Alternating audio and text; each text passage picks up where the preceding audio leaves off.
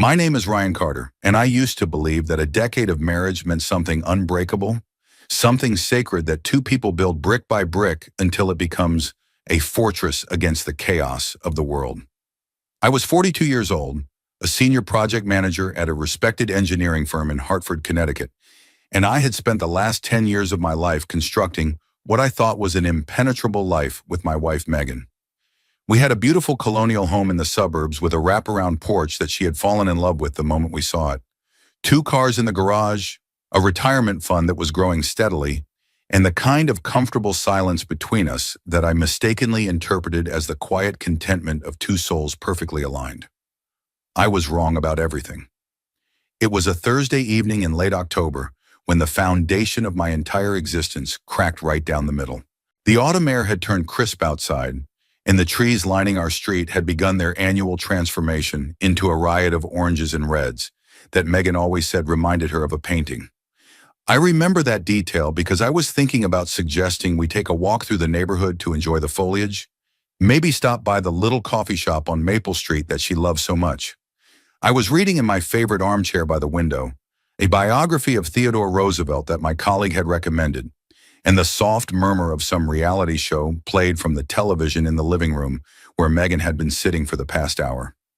I heard her footsteps approaching before I saw her, and something in the rhythm of her walk made the hair on the back of my neck stand up. After 10 years of marriage, you learn to read the subtle signals, the tiny variations in breathing and movement that telegraph mood and intention. Megan appeared in the doorway of our study, and the expression on her face was one I had never seen before. A strange mixture of determination and guilt that immediately put me on edge. "Ryan, we need to talk," she announced. And those four words carried the weight of 1,000 unspoken conversations.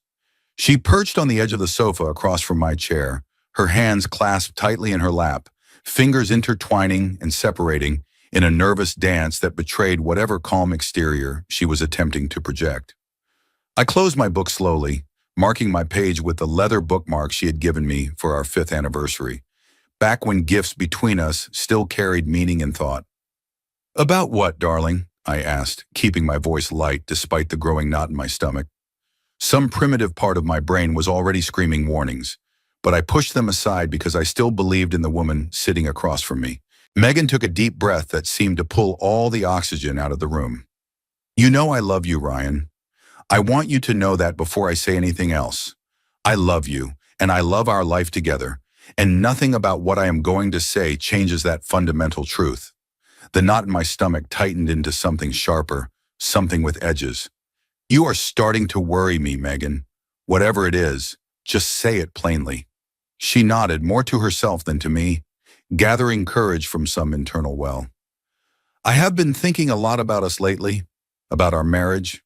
10 years is a long time, Ryan.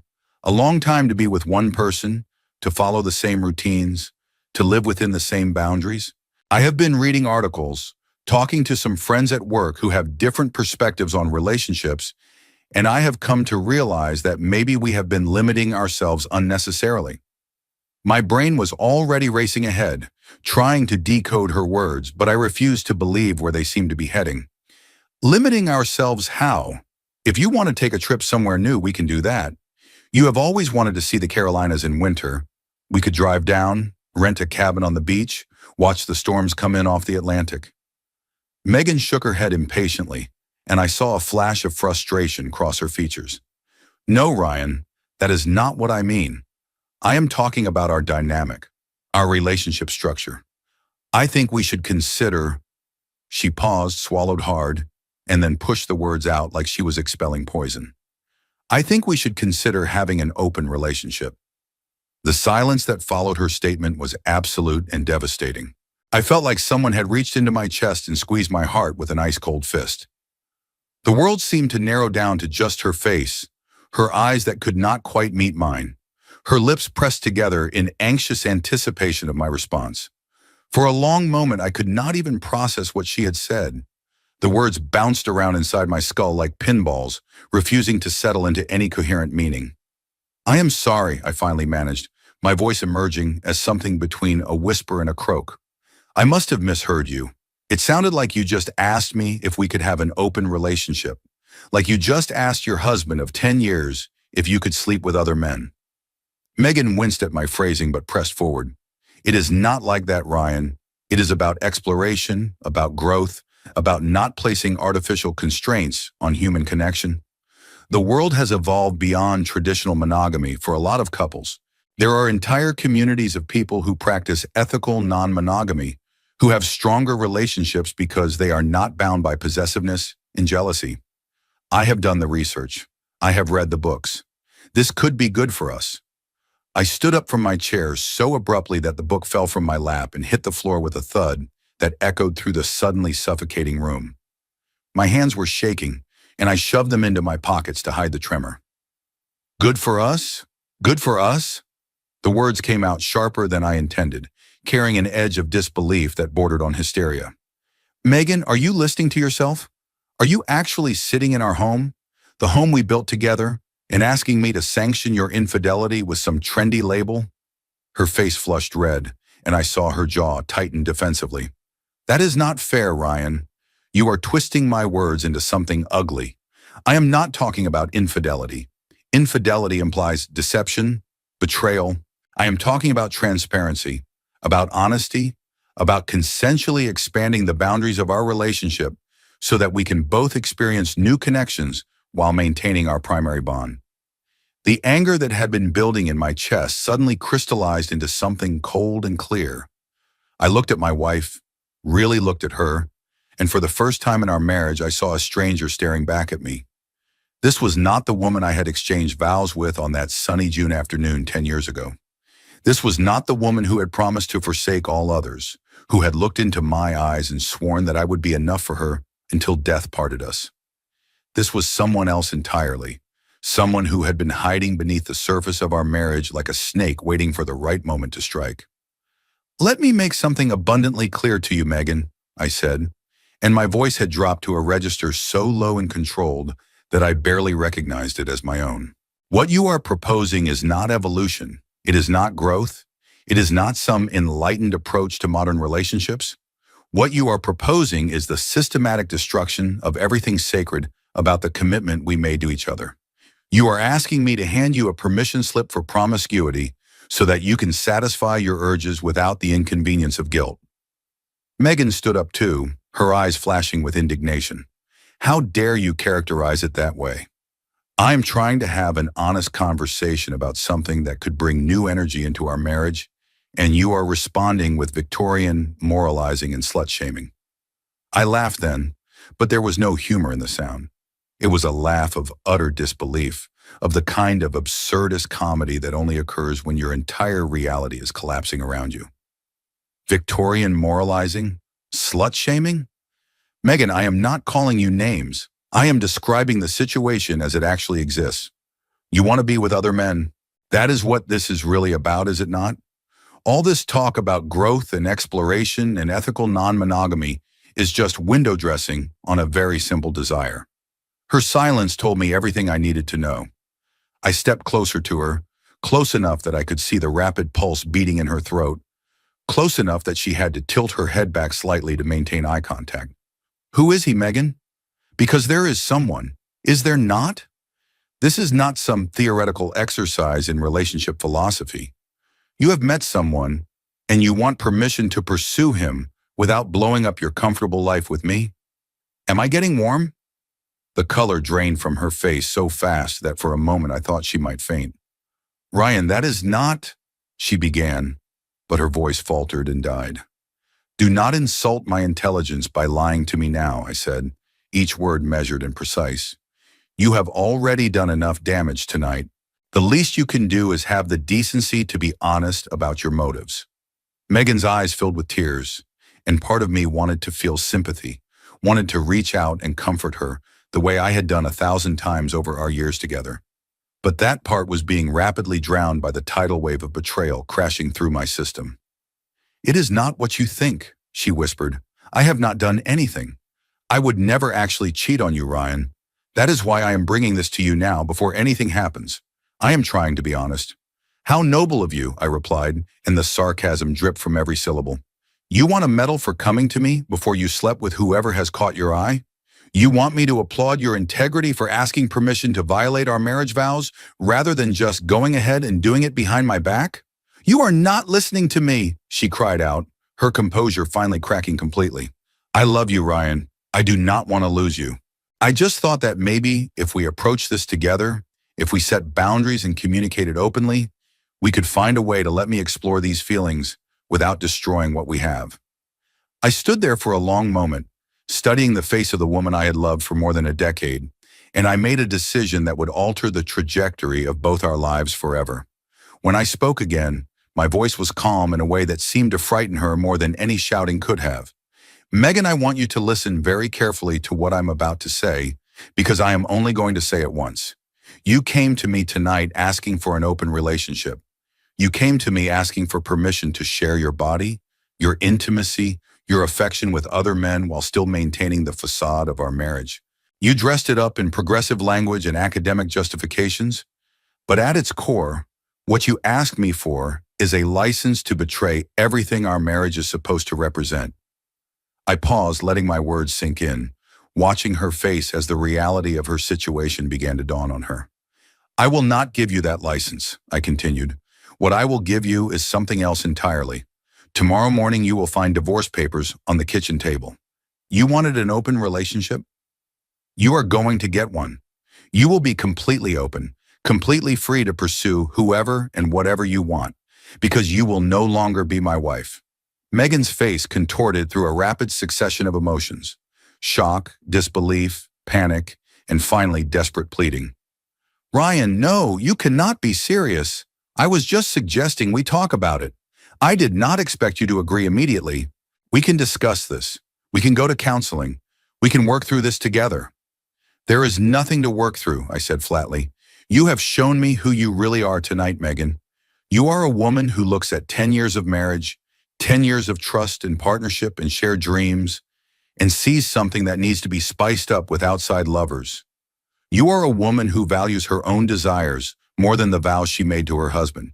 And I will not spend another day of my life with that woman.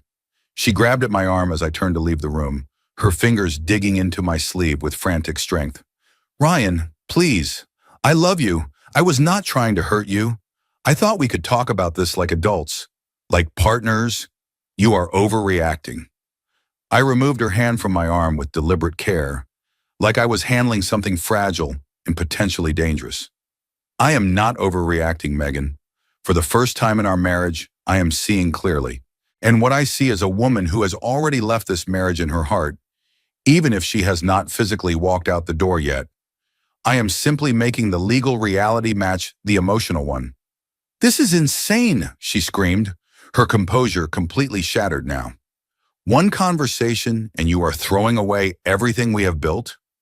10 years of marriage and you cannot even discuss this with me like a reasonable person? I turned back to face her one final time, and I let her see the full depth of the devastation she had wrought, the complete destruction of my trust and my belief in our future together. You brought this to me, Megan. You planted this bomb in the middle of our marriage and lit the fuse. I am not throwing away 10 years of marriage.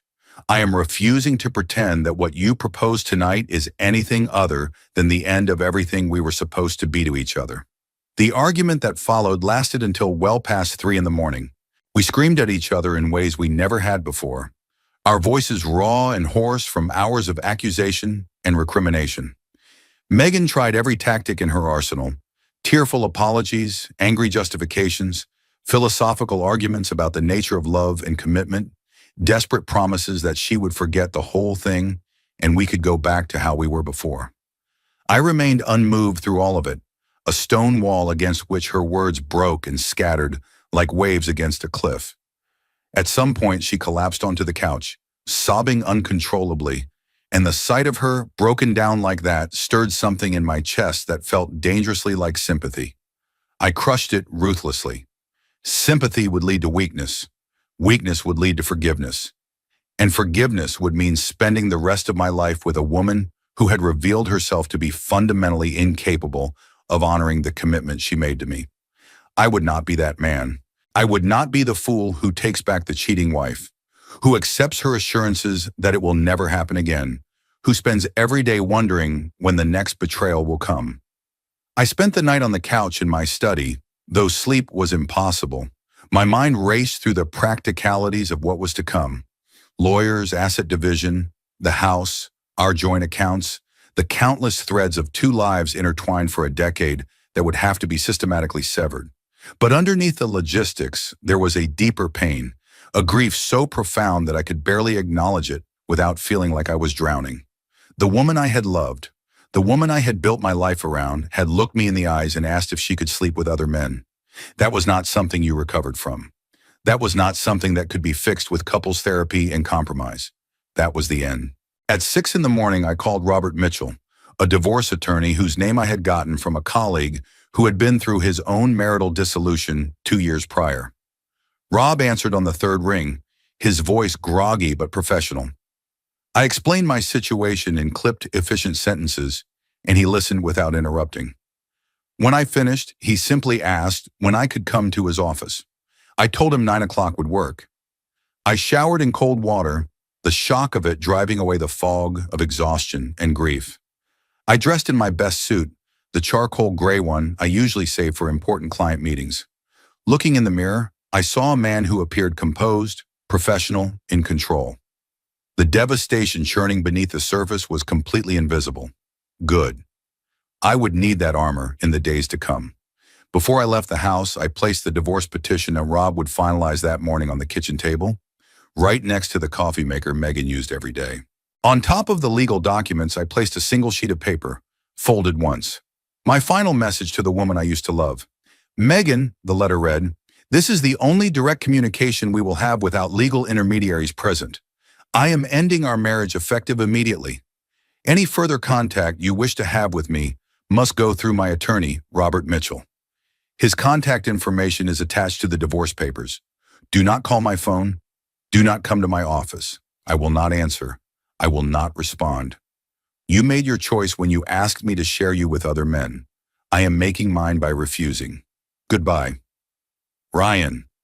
I walked out of our home without looking back. I did not allow myself a final glance at the hallway where we had hung our wedding photos, at the kitchen where we had shared countless meals and conversations, at the bedroom where I had held her through nightmares and celebrated anniversaries and believed foolishly that we would grow old together. To look back would be to invite doubt, and doubt was a luxury I could not afford. The meeting with Rob was mercifully efficient. He was a tall man with silver hair and sharp eyes that had clearly seen every variety of marital destruction over his long career. He reviewed the basic facts of my situation without judgment, asked clarifying questions about our assets and living arrangements, and outlined the process ahead of me with clinical precision. Connecticut was a no-fault divorce state, he explained, which meant that the grounds for dissolution were straightforward. The division of assets would be the complicated part, particularly given the equity in our home and the intermingled nature of our finances after a decade of marriage. I authorized him to begin the proceedings immediately and provided him with a retainer check that felt like signing over a piece of my soul. As I stood to leave, Rob looked at me with something that might have been sympathy. "Mr. Carter, I have been doing this for 30 years. I have seen people come through divorces destroyed, and I have seen them come through stronger. The difference is usually how they handle the emotional side. I know some excellent therapists if you need a referral." I nodded curtly. "I appreciate that. I will consider it." The next few weeks were a blur of legal documents, voicemails I deleted without listening to, and the grim work of untangling two lives that had been woven together. Megan tried everything to reach me. She called my phone dozens of times until I blocked her number. She sent emails that went directly to a folder I never opened. She even showed up at my office once, and I had to have security escort her out while my colleagues pretended not to notice the spectacle. Through it all, I maintained the wall I had built around myself that night. I ate when I remembered to. I worked because work was routine, and routine was safety. I started seeing a therapist named Dr. Wallace, a patient man who helped me begin processing the betrayal without drowning in it. The anger was still there, a constant low simmer beneath the surface, but I was learning to direct it productively rather than letting it consume me. The truth about Megan's motivations emerged gradually, pieced together from the investigation I had hired a private detective to conduct. I needed to know the full scope of what I was dealing with for the asset division, and what the investigator uncovered confirmed every suspicion I had that first night.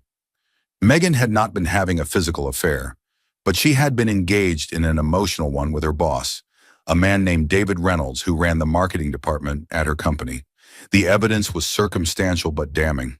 Late-night text messages, lunches that extended far beyond professional necessity, a weekend conference in Boston that had apparently included more than just business presentations. The open relationship request, I realized with bitter clarity, had not been about some philosophical evolution in her thinking about marriage. It had been about obtaining my permission to pursue David without the guilt of infidelity. She had tried to buy herself absolution in advance, to transform what she wanted to do into something mutually agreed upon rather than a betrayal. The irony was staggering. She had been so confident in my love for her, so certain that I would accommodate any request to keep our marriage intact, that she had never considered the possibility that I might choose my self-respect over our relationship. The further irony came months later, when Megan discovered through her own painful experience what kind of man David Reynolds really was. As soon as the divorce became real, as soon as Megan was an actual asset rather than a fantasy, David's interest evaporated like morning mist. He was married himself, it turned out, with 3 children and a wife who knew nothing about his workplace flirtations. Megan was not a potential partner to him. She was a convenient distraction, a way to feel exciting and desirable without any of the risks. The moment those risks became real, he dropped her like she had never existed. She tried to come back to me then, of course. The voicemails shifted from angry demands to tearful apologies, from accusations that I was being unreasonable to desperate pleas for another chance. She wrote me a letter that ran to 8 pages, explaining how she had been confused, how David had manipulated her, how she had never really wanted anyone but me. I read that letter once, from beginning to end, and then I fed it into the shredder in my home office. Whatever sympathy I might have felt for her situation was overwhelmed by the memory of that night, of her sitting on the edge of my sofa and casually proposing that I share her with other men. Some betrayals cannot be walked back, no matter how many tears are shed in their aftermath. The final divorce hearing took place on a gray February morning, 7 months after that fateful Thursday evening.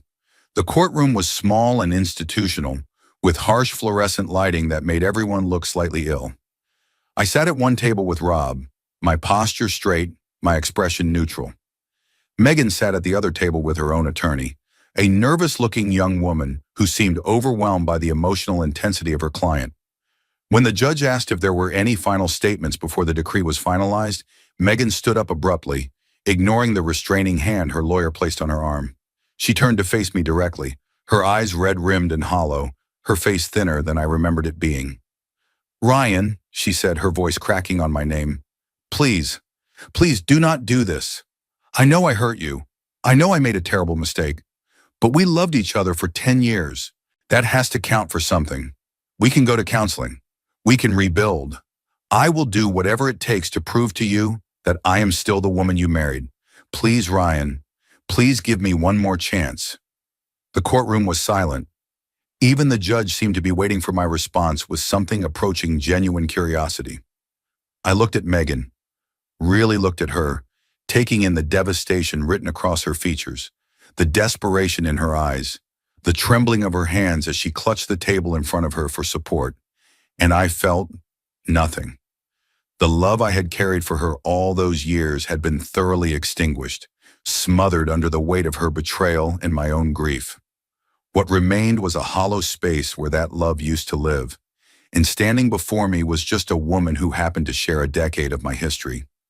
I rose to my feet, straightening my jacket with deliberate care. "Your Honor," I said, addressing the bench rather than my soon-to-be ex-wife, "I appreciate Megan's sentiments, but they do not change the fundamental reality of our situation. This marriage ended the night she asked me to share her with other men. Everything since then has been paperwork." I turned to face Megan then, meeting her tear-filled eyes with a gaze I had practiced in the mirror until it revealed nothing. "Megan, you are asking me to believe that the woman you revealed yourself to be that night is not the real you. You are asking me to trust that if I take you back, you will never again look at our marriage as something that needs to be supplemented with outside lovers. I cannot do that. The trust we had is gone, and it is not coming back. The kindest thing I can do for both of us is to end this cleanly and let us both move forward with our lives." The judge nodded slowly and asked Megan if she had any response. She opened her mouth, closed it, and then shook her head, her shoulders slumping in defeat. The gavel came down with a crack that echoed through the small room. "Divorce granted," the judge announced. I signed the final papers with a steady hand while Megan wept quietly at her table. When it was done, I gathered my documents, shook Rob's hand, and walked out of the courtroom without a backward glance. As I pushed through the doors into the gray February morning, I felt something lift from my chest, some weight I had been carrying for months without fully realizing it. The marriage was over. The betrayal was behind me. Whatever came next, I would face it as a free man. The first year after the divorce was dedicated to reconstruction. I sold my share of the house to Megan, who had apparently received financial support from her parents to buy me out, and moved into a modern apartment in downtown Hartford. The space was smaller, but cleaner, unburdened by memories of a life that no longer existed. I threw myself into my work with renewed focus, accepting a promotion that I might have hesitated over before, when I had a wife at home expecting me for dinner. I continued my sessions with Dr. Wallace, working through the anger and grief and sense of failure that plagued me, despite knowing I had made the right choice. Slowly, painfully, I began to heal. The wound Megan had inflicted would always leave a scar, but it no longer dominated every waking thought. I started going out again, meeting friends for drinks, attending social events that I had been avoiding in the immediate aftermath of the split. I was not ready to date, not even close, but I was at least relearning how to exist in the world as an individual, rather than half of a couple. It was on an October evening, almost exactly 1 year after Megan had destroyed our marriage, that the next chapter of my life began in a way I could never have anticipated. A colleague had invited me to an art gallery opening downtown, some local artists showcasing work inspired by the Connecticut landscape. I had accepted partly out of genuine interest, and partly because my therapist had been encouraging me to expand my social horizons beyond work and the gym. The gallery was a converted warehouse space with exposed brick and industrial lighting that somehow managed to feel warm rather than cold. I wandered through the exhibits with a glass of wine in my hand, appreciating the technical skill of the artists without being particularly moved by their subject matter. I was standing in front of an abstract sculpture, trying to discern what it was supposed to represent, when I felt a hesitant touch on my shoulder. I turned around and the breath caught in my throat. "Ryan?" The voice was uncertain, hopeful, tinged with the particular quality of someone reaching across a vast distance of years. "Ryan Carter? Is that really you?" Standing before me was Sarah Collins, the last woman I had loved before Megan entered my life. 11 years had passed since I had seen her face, but time had only enhanced what I remembered. Her dark hair was shorter now, styled in a practical cut that framed her face beautifully. Her eyes, those warm brown eyes that used to look at me like I hung the moon, were the same as ever, though perhaps with a few more lines around them, speaking to the years that had intervened. She was wearing a simple blue dress that complemented her figure, and her smile was the same brilliant flash of joy that had first captured my heart more than a decade ago. "Sarah," I managed, my voice coming out rougher than intended. "My God, Sarah Collins. I cannot believe it is you." Her smile widened, though I noticed a shadow of something complicated passing through her expression. "It has been a long time, Ryan. A very long time. You look good. Really good." I laughed, a genuine sound that surprised me. "I have had better years, to be honest. But thank you. You look incredible. Time has been very kind to you." We found ourselves gravitating toward a quiet corner of the gallery, away from the crowds and the noise, drawn together by the gravitational pull of shared history. The conversation flowed naturally, as it always had between us, catching up on the broad strokes of the intervening years. Sarah had traveled extensively after we parted, spending time in Europe and South America before eventually settling back in Connecticut to teach art at a local high school. She spoke with passion about her students, about her work, about the small joys that made up a life she had built entirely on her own terms. When she asked about my marriage, I saw her brace herself slightly for the answer. Word apparently had not reached her about the divorce. Megan and I split up about a year ago, I said, keeping my voice neutral. It was not a happy ending, but it was the right one. We wanted different things out of life, and those differences became irreconcilable. Sarah nodded slowly, her expression sympathetic but curious. I heard through the grapevine that you had gotten married back when it happened. I will admit I was not expecting it. You always seem so deliberate about that kind of commitment. I figured whoever won your heart must be something special. I thought she was, I replied, and the bitterness crept into my voice despite my best efforts. I was wrong about a lot of things. We talked until the gallery began to close, and then we walked together through the cool evening air to a coffee shop that was still open.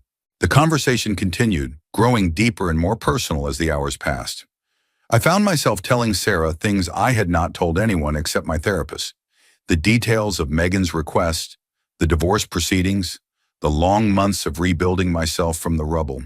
She listened without judgment, her eyes never leaving my face. And when I finally ran out of words, she reached across the table and took my hand. I am so sorry you went through that, Ryan. You deserve better. You always deserve better. The touch of her hand sent electricity through my entire body, a sensation I had not felt in so long that I had almost forgotten it existed. Looking at Sarah in the dim light of the coffee shop, I was suddenly transported back to who we had been together, to the love we had shared before life and ambition and circumstance had pulled us apart. Can I ask you something? I said, my thumb unconsciously tracing circles on the back of her hand. Why did we break up? I mean, I know the logistics. You were moving to California for that fellowship, and I had just accepted the position in Hartford, and neither of us was willing to give up our career trajectory. But was that really all it was? Were we just too young and too stubborn to find a way to make it work? Sarah was quiet for a long moment, and I watched the play of emotions across her face as she considered her answer. When she finally spoke, her voice was barely above a whisper. Ryan, there is something I need to tell you. Something I should have told you a very long time ago. I have been carrying this secret for 11 years, and seeing you tonight, hearing about everything you have been through, I cannot keep it anymore. I cannot look you in the eyes and pretend that I do not owe you the truth. My heart rate accelerated. Sarah, what are you talking about? What secret? She pulled her hand back from mine and wrapped both arms around herself, as if bracing against a physical blow. Do you remember the spring before I left for California? That last month we were together? Of course I remember. We were trying to make the most of our remaining time together before we had to say goodbye. Ryan, she took a shuddering breath. I was pregnant. I found out 2 weeks before I was supposed to leave. I was carrying your child. The world stopped. I sat frozen in my chair, unable to process what she had just said. Pregnant. A child. 11 years ago. The mathematics spun through my head, calculating dates and implications in the vast yawning chasm of time that separated that moment from this one. You were pregnant, I repeated, my voice sounding strange and distant to my own ears. With my baby, and you never told me. Sarah's eyes filled with tears. I know how terrible that sounds. I know I had no right to make that decision without you. But Ryan, you have to understand the context. You had just accepted your dream job. You were so excited about starting your career in Hartford, about building a life there. And I was terrified. I was 24 years old, about to move across the country, about to start the most demanding professional opportunity of my life. The thought of calling you and telling you that I was pregnant, of forcing you to choose between your future and fatherhood, I could not do it. So what happened? The question came out flat, almost mechanical. Did you end the pregnancy? No. Sarah shook her head vehemently. No, I could never have done that. I had the baby, Ryan. I had our baby, a little girl. I named her Emma. The name hit me like a physical force, making real what had been abstract. Somewhere in the world, there was a little girl with my DNA, my blood, my legacy, a daughter I had never known existed. Where is she? The words came out strangled, desperate. Emma, where is she now? Sarah pulled out her phone with trembling hands and swiped through her photos. When she turned the screen to face me, I saw a beautiful 10-year-old girl with my brown eyes and Sarah's wide, radiant smile. She was standing on a beach somewhere, her dark hair whipping in the wind, laughing at something just out of frame. My daughter, my little girl. 10 years of life I had missed. 10 years of birthdays and first steps and scraped knees and bedtime stories. All of it gone because a scared 24-year-old had been too afraid to make a phone call. She is perfect, I heard myself saying, my voice thick with emotions I could not begin to untangle. She is absolutely perfect, Sarah. She is, Sarah agreed, her own tears flowing freely now. She is smart and creative and stubborn and kind. She has your sense of justice, your way of seeing right and wrong in black and white. And she's been asking about her father for years now, wanting to know who he is, where he is, whether he knows about her. What did you tell her? I told her that her father was a good man who loved her mother very much, but that we had to go our separate ways before she was born. I told her that it was complicated, that adult lives sometimes are, but that none of it was her fault or her responsibility. I told her that someday when the time was right, I would try to find him for her. I set the phone down on the table, my hands shaking so badly that I was afraid I might drop it. Sarah, you should have told me. Regardless of my job, regardless of my plans, you should have told me I was going to be a father. I would have taken responsibility. I would have been there for you, for her. You took that choice away from me. You took 10 years of my daughter's life away from me. Sarah flinched as if I had struck her. I know. Believe me, Ryan, I know. There has not been a single day in the past decade when I have not questioned that decision. Every time Emma asked about her father, every time she looked at me with your eyes and asked why you were not there, I died a little inside knowing that it was my fault. Then why did you not come find me? The anger was building now, mixing with the joy and the grief into something volatile and unpredictable. After Emma was born, after you realized that keeping her from me was wrong, why did you not pick up the phone and call? I tried, Sarah said, her voice barely audible. About a year after Emma was born, I finally worked up the courage to reach out to you. But by then you were already engaged to Megan. I saw the announcement on social media. You looked so happy in the pictures, so ready to start a new chapter of your life. And I thought that if I showed up with a baby, claiming she was yours, it would destroy everything you had built. It would make me look like some opportunistic ex-girlfriend trying to blow up your engagement. I convinced myself that staying away was the noble thing to do, that I was protecting you and your future wife from a complication you did not deserve. The irony of it all crashed over me like a wave. Megan, the wife I had tried to protect, had ultimately betrayed me in a way that made my heart turn to stone. And Sarah, the woman I had lost, had been carrying my daughter all along, staying silent because she thought she was doing the right thing. I am angry, I said finally, the words measured and careful despite the storm raging inside me. I am angry that you kept this from me. I am angry that I missed Emma's first words and her first steps and her first day of school. I am angry that she has spent 10 years not knowing who her father is. You were wrong to make that decision for me, Sarah. You did not have the right. Sarah nodded miserably. I know. I am so sorry, Ryan. I am so sorry. But, I continued, and I saw her lift her head slightly at the word, I am not going to waste another minute being angry about the past. Not when my daughter's out there, waiting to meet me. Not when I have a chance to be the father I should have been from the beginning. I reached across the table and took Sarah's hands in mine. Take me to her, tomorrow. I want to meet Emma.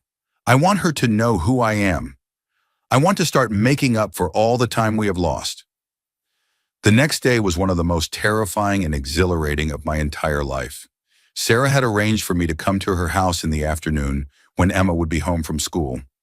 I spent the morning in a state of nervous energy that made concentration on anything else impossible. I bought gifts and then worried they were too much. I planned what I would say and then forgot every word the moment I got in my car. By the time I pulled into Sarah's driveway, my heart was pounding so hard I could feel it in my temples. Sarah met me at the door, her expression a mixture of hope and anxiety that probably mirrored my own. She is in the living room, she said softly. I told her that a special friend was coming to visit. I thought maybe we should ease into the big revelation rather than hitting her with everything at once. I nodded, unable to speak, and followed her into the house. Emma was sitting on the living room floor, surrounded by colored pencils and sheets of paper covered in detailed drawings. When she looked up and saw me, her brown eyes, my eyes, widened with curiosity. She was even more beautiful in person than in the photographs, a perfect blend of Sarah's features and my own, animated by a spirit that was uniquely hers.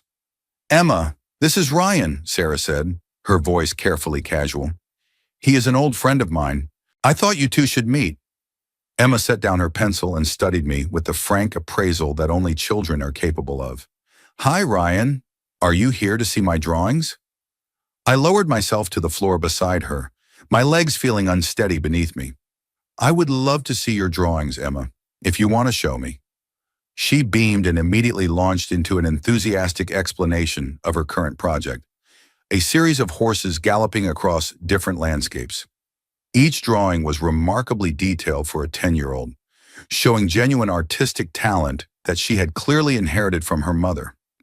I asked questions, made appreciative comments, and tried to memorize every detail of her face, her voice, the way she tucked her hair behind her ear when she was concentrating. By the time an hour had passed, Emma had warmed to me completely. She was chattering about her favorite subjects in school, the adventure books she loved to read, the upcoming art show where some of her work would be displayed. I listened to every word like my life depended on it, which in a way I suppose it did. When the time came for me to leave, Emma surprised me by throwing her arms around me in a spontaneous hug. "You should come back and visit again, Ryan. You are pretty cool for an old friend of my mom." I hugged her back, blinking against the tears that threatened to spill over. "I would like that very much, Emma. I would like that more than you know." Over the following weeks, I became a regular presence in Emma's life. We took things slowly at first, building a rapport through shared activities, visits to museums, walks in the park, afternoons spent drawing together in Sarah's living room. Sarah watched our growing bond with a mixture of joy and residual guilt, hovering on the periphery of our interactions, always ready to facilitate but never intrusive. The conversation about my true identity came 3 weeks after that first meeting. Sarah and I had discussed the timing extensively, consulting with a child psychologist to ensure we approached it in a way that would be healthy for Emma. When the moment finally arrived, I was sitting on Sarah's couch with Emma beside me, her latest drawing spread across our laps. "Emma," I began, my voice slightly unsteady, "there is something very important I need to tell you, something about who I really am." She looked up at me with those familiar brown eyes, curious but unafraid. "What is it, Ryan?" I took a deep breath. "I am your father, Emma. I only found out recently that you existed, but I am. I am your dad." For a long moment, she just stared at me, processing this information with the serious intensity that characterized everything she did. Then in a voice smaller than I had ever heard from her, she asked, "You are my dad? Really? Like, for real?" "For real," I confirmed, my heart breaking and mending simultaneously. "I did not know about you before, and I am so sorry that I was not there for all the years you were growing up. But I am here now, and I am not going anywhere. If you will have me, I want to be your father from this day forward." Emma's face went through a series of expressions that I could not quite read, and for one terrible moment, I feared I had made a mistake, that the revelation was too much too soon. But then she launched herself into my arms with a force that nearly knocked me over, burying her face in my chest, her small body shaking with sobs that were equal parts grief and joy. "I wished for you," she whispered into my shirt. "Every birthday, when I blew out my candles, I wished to know my dad. And now you are here. You are really here." I held her as tightly as I dared, my own tears falling freely into her dark hair. "I am here, sweetheart, and I am never leaving again." The relationship between Sarah and me evolved naturally as we navigated our shared role in Emma's life. Old feelings resurfaced, examined now through the lens of maturity and experience. We started spending time together even when Emma was at school, rediscovering the connection we had shared before life had pulled us apart. Sarah was a different woman than the 24-year-old who had fled to California with a secret, and I was certainly a different man than the one she had left behind. But the core of what had drawn us together originally remained intact, perhaps even strengthened by the years of growth we had each undergone. 3 months after I first learned of Emma's existence, Sarah and I shared our first kiss since reuniting. It happened on her front porch, late one evening after Emma had gone to bed, and it felt like coming home after a very long journey. We took our time establishing the new relationship, prioritizing Emma's well-being above our own desires, making sure she was comfortable with the idea of us being more than just friends before we made anything official. Through it all, I continued my therapy sessions with Dr. Wallace, processing the whirlwind of emotions that had overtaken my life. He helped me work through the anger I still felt towards Sarah for her years of silence, the lingering pain from Megan's betrayal, the fear that I might somehow fail as the father I so desperately wanted to be. Some days were harder than others, but the overall trajectory was one of healing and growth. The confrontation with Megan came unexpectedly, about 4 months into my new life.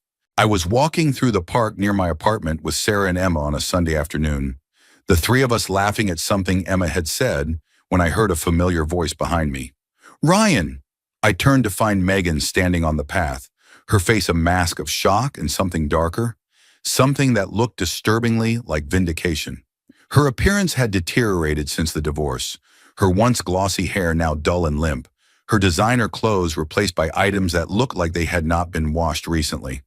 The self-destructive spiral I had heard rumors about was clearly ongoing. "Megan," I acknowledged, my voice flat and unwelcoming. "What are you doing here?" She ignored my question, her eyes fixed on Sarah and Emma with feverish intensity. "So this is why," she said, her voice rising with each word. "This is why you divorced me. This is the real reason you threw away our marriage.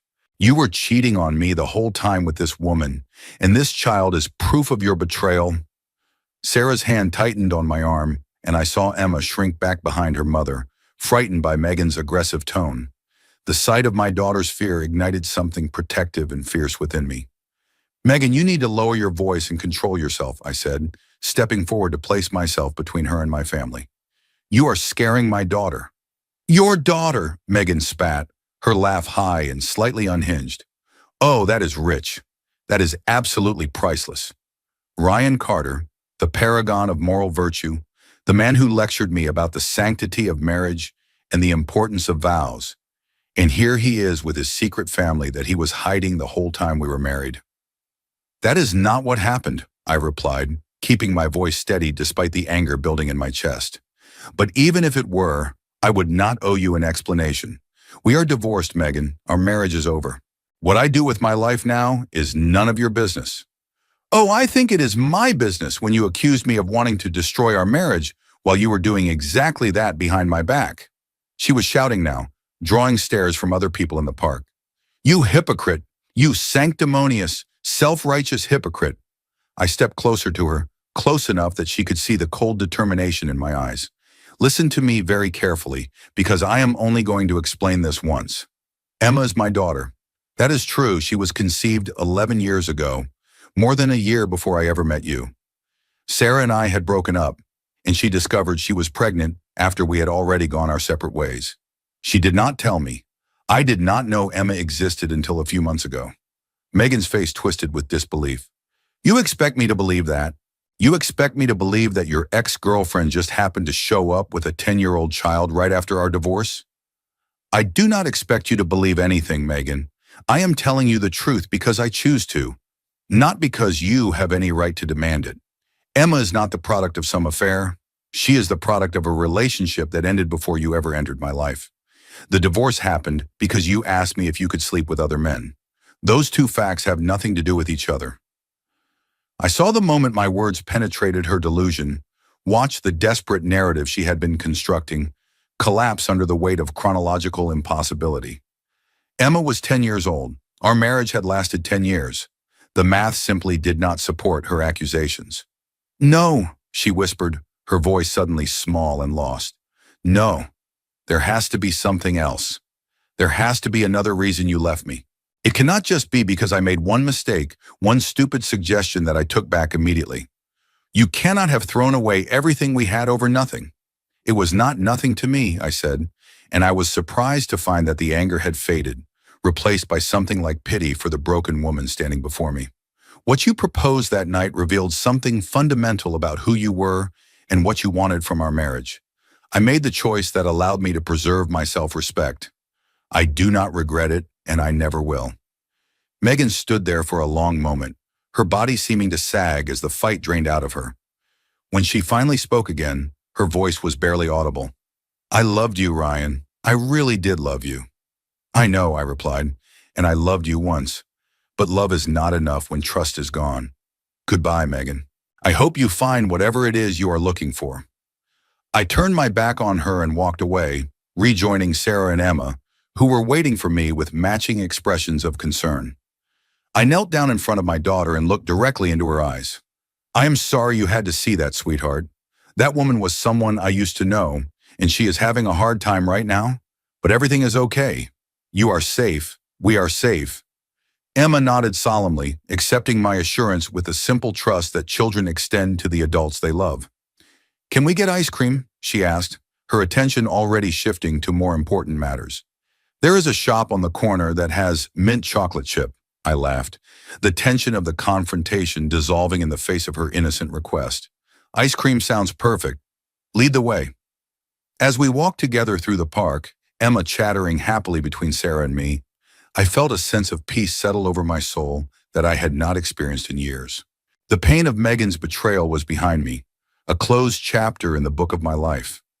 What lay ahead was something far more precious, the opportunity to be the father Emma deserved, to build a real relationship with Sarah based on honesty and mutual respect, to create a family that was rooted in truth rather than illusion. 6 months later, I took Sarah and Emma to the beach, where Sarah and I had spent some of our happiest days together, back when we were young and foolishly certain that life would unfold exactly as we planned. The autumn air was cool but not cold, and the beach was nearly empty, giving us the privacy I needed for what I was about to do. Emma ran ahead, collecting shells and squealing with delight at each new discovery, while Sarah and I walked slowly along the waterline, our fingers intertwined. The sunset was painting the sky in shades of orange and pink and gold, and I could not help but think about how different this moment was from the dark night when Megan had shattered everything I thought I knew about my life. When we reached a quiet spot away from the few other visitors, I stopped and turned to face Sarah. She looked at me quizzically, a slight smile playing on her lips. Ryan, what is going on? You have been acting strange all day. I took her hands in mine and looked deep into those beautiful brown eyes that had captivated me more than a decade ago. Sarah, I lost 10 years because of a misjudgment and because life had other plans for us. But I have been given something most people never get, a second chance. A chance to love you again, to be the father Emma needs, to build the life we should have had all along. I released one of her hands and reached into my jacket pocket, pulling out the small velvet box I had been carrying all day. I sank down onto one knee in the sand, and I heard Sarah's sharp intake of breath. Sarah Collins, I love the woman you have become. I love the daughter you have given me.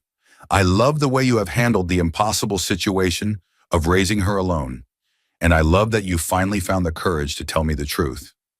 I want to spend the rest of my life making up for the time we lost, creating new memories to replace the ones we missed. Will you marry me? Sarah's tears were flowing freely now, but her smile was the most beautiful thing I had ever seen. Yes, she whispered, and then louder, her voice ringing across the empty beach.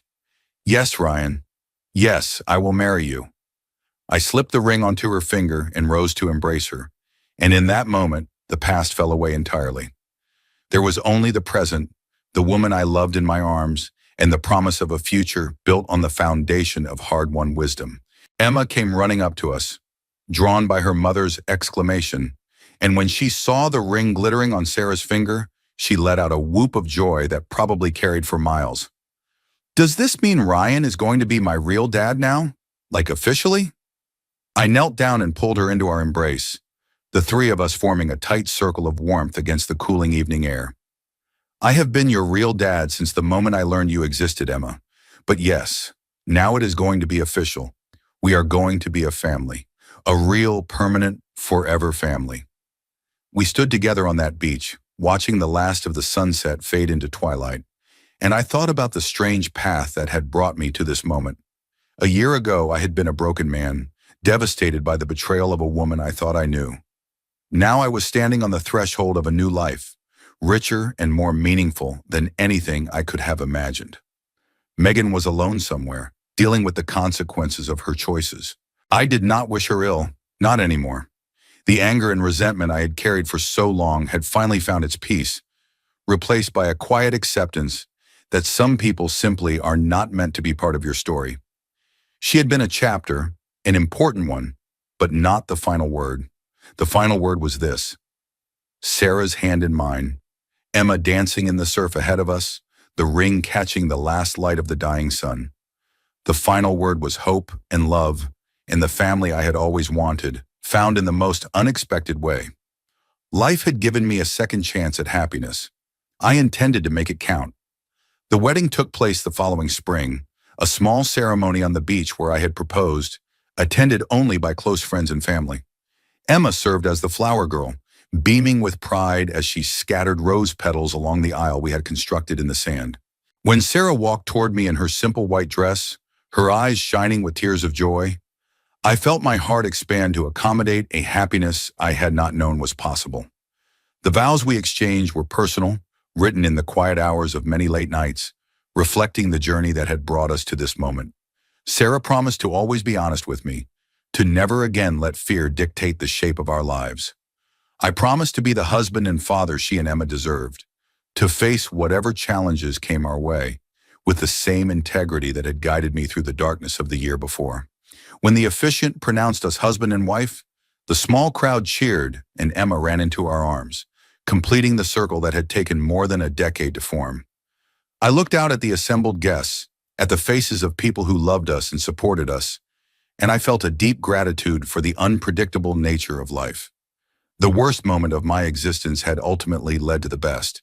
That evening, as the reception wound down and our guests began to drift away, I stood at the edge of the beach with my new wife and daughter, watching the stars emerge one by one in the darkening sky. Emma was getting sleepy, her head resting against my shoulder, her small hand clutching the fabric of my jacket. "Thank you," Sarah said softly, her voice carrying over the gentle sound of the waves. "Thank you for forgiving me, for giving us this chance." I kissed her forehead and pulled her closer. "Thank you for finding the courage to tell me the truth. Everything good in my life right now exists because you walked up to me in that gallery and decided to stop keeping secrets."